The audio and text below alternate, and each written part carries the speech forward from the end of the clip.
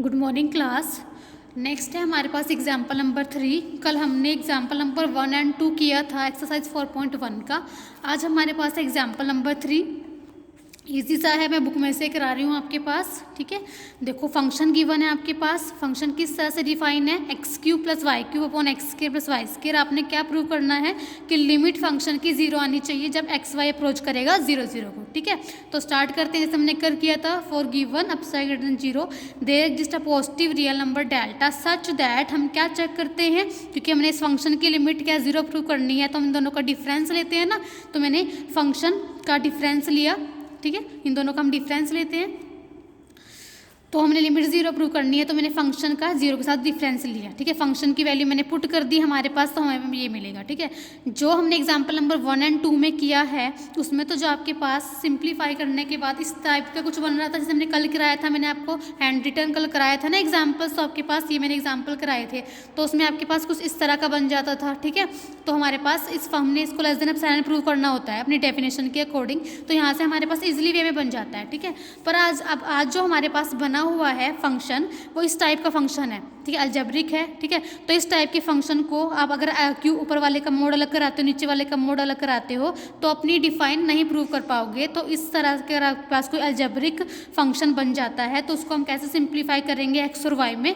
ठीक है, तो मैं एक्स को पुट करूंगी, उसको हम पोलर कोऑर्डिनेट में चेंज करके सॉल्व करेंगे। ठीक है, मैं एक्स को पुट करूंगी आर कोस थीटा, वाई को पुट करूंगी आर साइन थीटा। ऐसे हमें करना पड़ेगा, अदरवाइज ये हमारा डिफाइन हमारी प्रूव नहीं होगी। अगर आपके पास एक्स वाई में अलजेब्रिक फंक्शन बन जाता है तो उसको हम अपने पोलर कोऑर्डिनेट में चेंज करके सिंप्लीफाई करेंगे। ठीक है, तो मैं एक्स को पुट करूंगी आर कोस थीटा, वाई को पुट करूंगी आर साइन थीटा। इनको स्केयरिंग और राइडिंग कराने के बाद आपको पता ही है हमारे पास आर स्केयर की वैल्यू आती है x square plus y square. ठीक है, अब मैं यहाँ पे एक्स को पुट कर दूंगी आर कोस थीटा, वाई को पुट कर दूंगी आर साइन थीटा, तो हमारे पास क्या रिजल्ट आएगा देखो, आप सिंप्लीफाई करोगे। ठीक है, कॉमन जो आ रहा है कॉमन लोगे, कैंसिल आउट करोगे, नीचे हमारे पास 1 बन जाएगा। देखो सिंप्लीफिकेशन करना कितना इजी हो गया। ठीक है, तो अब हमारे पास ये आ जाएगा दिस। ठीक है, अब देखो हमारे पास ये जैसे हमने कल एग्जाम्पल किए थे अब उसकी तरह रिड्यूस हो चुका है। ठीक है, ये सिंप्लीफाई हो चुका है ना, अब हम इसको आराम से कर सकते हैं ना सिंप्लीफाई।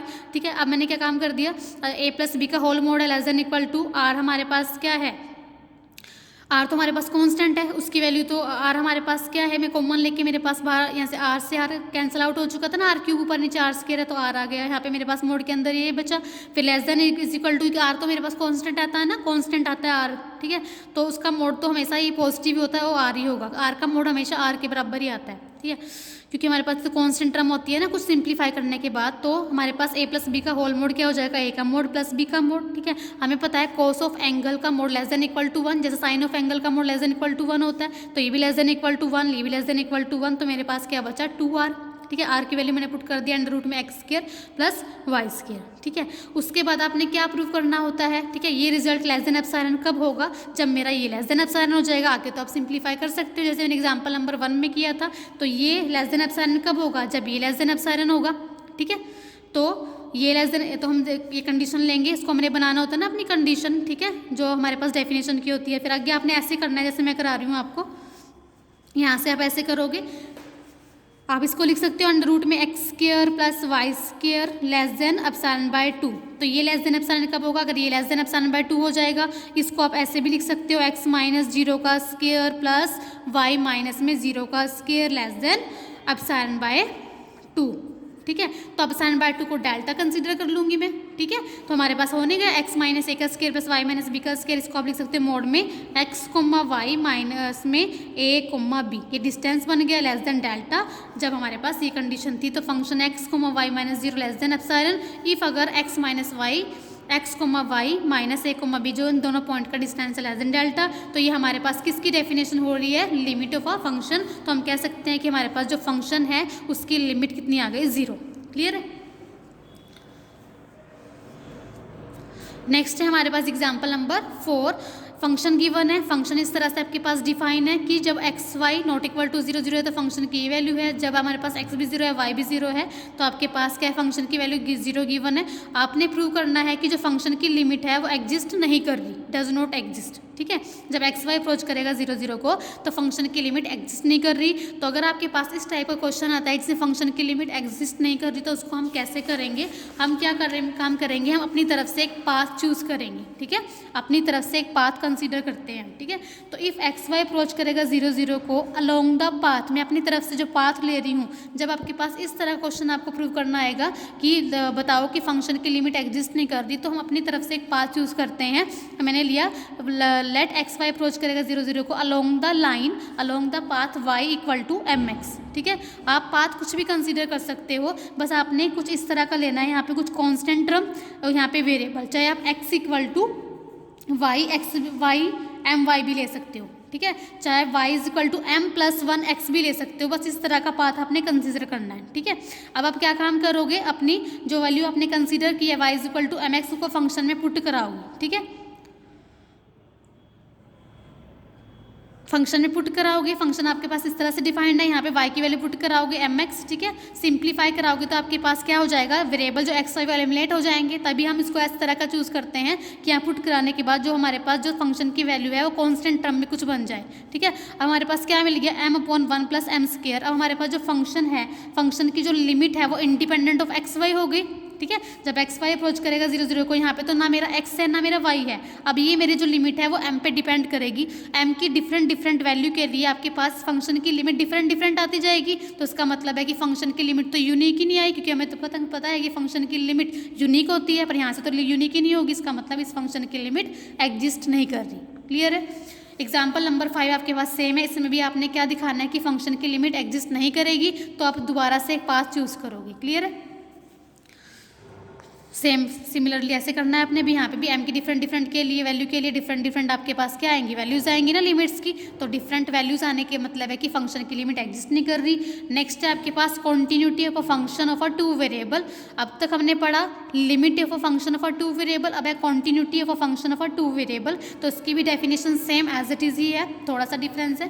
देखो, अगर आपके पास कोई फंक्शन f है, ठीक है, इज कॉन्टीन्यूस, अगर कोई फंक्शन f है टू वेरिएबल का, is continuous eight a point a, b, इसका डेफिनेशन है for given epsilon greater than 0। अगर आप फंक्शन को कॉन्टीन्यूस कह रहे हो किस पॉइंट पे, a b पॉइंट पे, तो क्या डेफिनेशन है, for every given epsilon greater than 0 there exist a real number delta greater than 0 such that function f x comma Y minus में एफ ऑफ ए बी, इन दोनों का difference. ठीक है, फंक्शन एक्स कोमा वाई और जिस point पे आप कॉन्टीन्यूस कह रहे हो उस पे फंक्शन की वैल्यू, इन दोनों का difference less than epsilon whenever x comma Y minus a b का जो मोड लेस देन डेल्टा। या फिर दूसरी वाली डेफिनेशन भी लग सकती है कि ये रिजल्ट लेस देन एप्सिलॉन कब होगा, जब x minus a less than delta and y minus b का मोड भी लेस देन डेल्टा। चाहिए डेफिनेशन लगा लो, चाहिए डेफिनेशन लगा लो। ठीक है, बस यहाँ पे आपके पास फंक्शन का डिफरेंस देखते हैं। वहाँ तो हमने फंक्शन और लिमिट का डिफरेंस देखा था, यहाँ हम फंक्शन का डिफरेंस देखते हैं। तो अगर हमारे पास ये कंडीशन सेटिस्फाई हो जाती है तो हम क्या कह देते हैं कि हमारा फंक्शन क्या है, कॉन्टिन्यूस है। ठीक है, ए बी पॉइंट पे, और हम उसको ऐसे लिखते हैं कि limit x comma y approaches to a b f of x comma y, इस फंक्शन की जो वैल्यू है वो आ जाएगी f of a comma b. ठीक है, हमारा जो फंक्शन है वो कॉन्टिन्यूस फंक्शन हो गया ए बी पॉइंट पे। ठीक है, और उसकी जो ये वैल्यू आई एफ ऑफ ए बी, जिसकी लिमिटिंग वैल्यू है वो ये आ जाएगी। ठीक है, देखो हमारे डेफिनेशन में फर्स्ट में ये लिखा हुआ है कि a function f x comma y said to be continuous at a point a b if limit x y approaches to a b function exist करेगी और is equal to f of a b. ठीक है, इसका मतलब है function हमारा F continuous है और किस पॉइंट पे कॉन्टिन्यूस है, ए बी पॉइंट पे कॉन्टिन्यूस है, उसकी लिमिटिंग वैल्यू हमारे पास ये आ जाएगी। ठीक है, ये हमारी डेफिनेशन है। नेक्स्ट है हमारे पास algebra of a continuous function. जैसे हमने algebra of a limit of a function पढ़ा था कि अगर आपके पास एफ और जी दो कॉन्टिन्यूस फंक्शन है, उनका एडिशन भी कॉन्टिन्यूस होगा, उनका सब्ट्रैक्शन भी कॉन्टिन्यूस होगा, ये अपने आप देख लेना। ठीक है, उनकी प्रोडक्ट भी कॉन्टिन्यूस होगी। ठीक है, आप सारे एक बार पढ़ लेना।